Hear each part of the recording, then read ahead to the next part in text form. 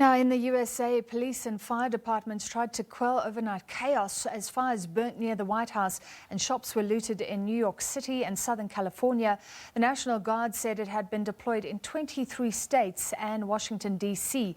One person was killed in Louisville, Kentucky, where police and National Guard troops returned fire while trying to disperse a crowd.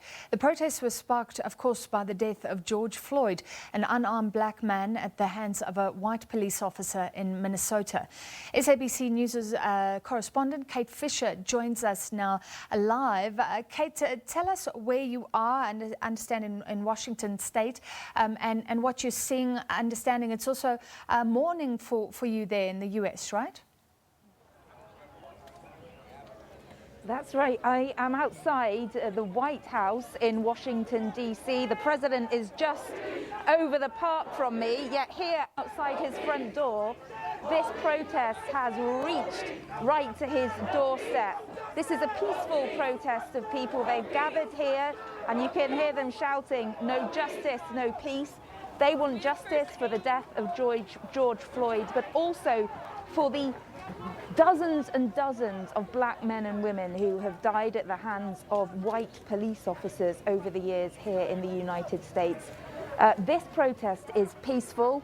There are a lot of people here, but not as many as last night, when things did get slightly less peaceful. Some of the protesters started fires. There is a building just to the side of me that has been torched and graffitied in the park opposite the White House.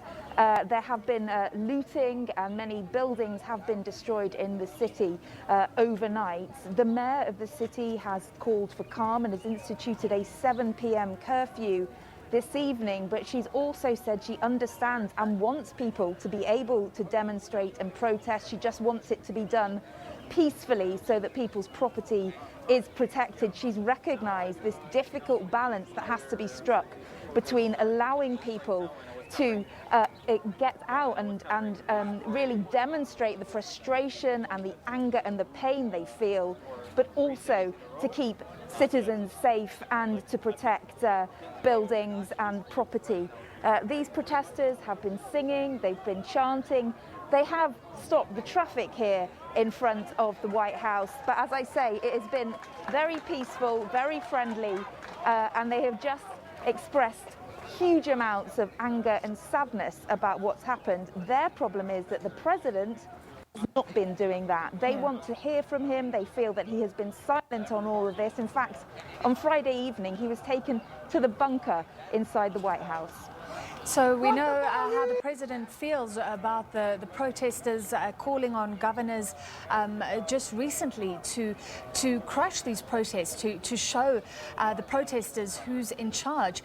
I mean, give us a sense of, therefore, the security presence as demonstrators get closer to the White House.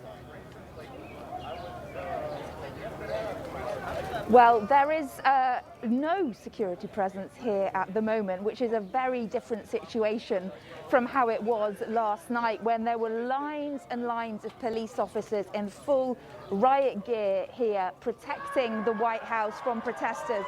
There are very few, if any, police officers here. There's one police car I can see just down the street. It's very much a hands-off situation, but again, these protesters are not displaying any kind of violence whatsoever. This is a peaceful protest, but the president has incited that kind of extreme police tactics. He talked about how his Secret Service police had vicious dogs and ominous weapons. He tweeted that he could use on protesters, and that was very upsetting for many people because it harked back to the kind of language that was used during the civil rights protests of the 1960s, which of course is some of America's darkest years and exactly the kind of place that they do not want to be in 2020. Yeah.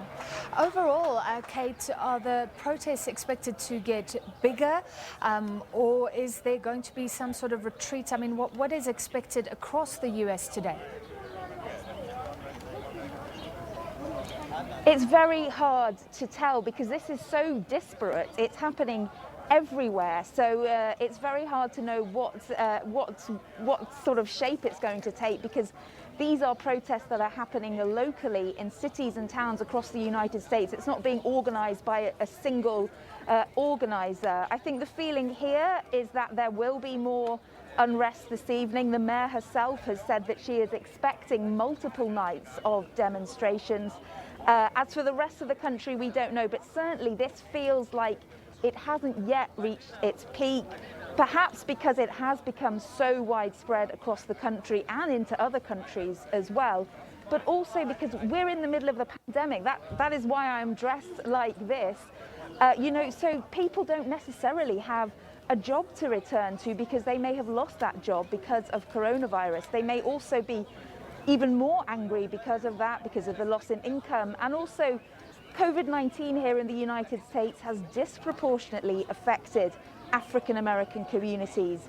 And there is a lot of anger there about how communities of African Americans have been so badly hit by this. So there are several other issues feeding in to the anger and frustration we're feeling here. Finally, looking behind you, this is a racially diverse group of protesters. Just tell us about some of your interactions with the people who are out there and their reasons. Absolutely. This is not just African Americans who are protesting. It is white people as well. Some of them carrying banners that say white silence equals violence, encouraging white people to speak out about this as well. They say that until that happens, nothing can actually change.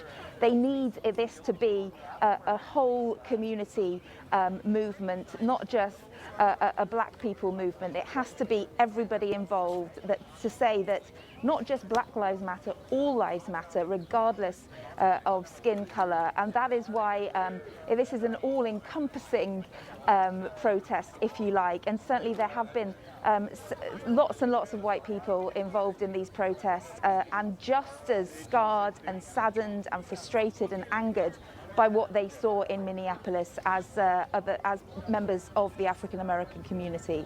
All right, thank you very much for that update from Washington, very close to the White House. That was SABC News correspondent Kate.